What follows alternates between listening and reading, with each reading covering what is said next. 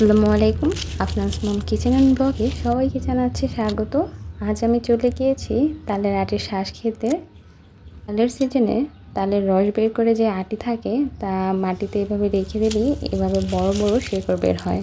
আর সেই শিকড় বের হলে এগুলোকে কেটে মাঝখান থেকে তালের শাঁস বের করে নেওয়া হয়। আর এই শাঁস এমনিতে খেতেও মজা লাগে, আবার অনেকে আছে চিনি দিয়ে জাল করে খায়। তো আজকে আমার সকাল সকালে মন চাচ্ছে যে তালের আটির শাঁস খাবো। তো সকাল সকালে নিচে যেয়ে এই তালের আটিগুলিকে উঠিয়ে নিচ্ছি। আর দেখতেই পাচ্ছেন কত বড় শিকড় হয়েছে।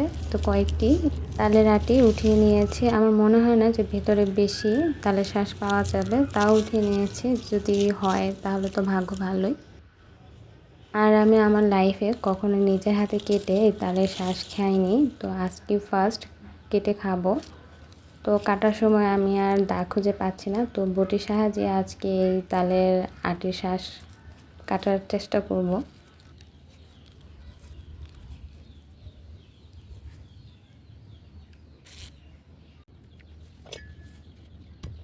প্রথম তালের আটি কাটতে তো আমার কোনো কষ্টই হয়নি, দিয়েছি আর খুব সহজেই কেটে গিয়েছে। কাটার পর দেখি ম্যাজিক, অল্প পরিমাণে তালের শাঁস হয়েছে। তো সমস্যা নেই, আলহামদুলিল্লাহ, বিসমিল্লাহ বলে খেয়ে নিয়েছি। পরের যে তালের আটিটা নিয়েছিলাম তা কাটতে আমার যে কতটা কষ্ট হয়েছে তা আপনাদের বোঝাতে পারবো না। আমি তাও খুব কষ্ট করে এই আটিটা কেটে নিয়েছি। আলহামদুলিল্লাহ, এই আটির ভিতরে কিন্তু খুব ভালো শাঁস হয়েছে। তো দেখতেই পাচ্ছেন কি একটা অবস্থা, কোনোভাবেই কাটতে পারছি না।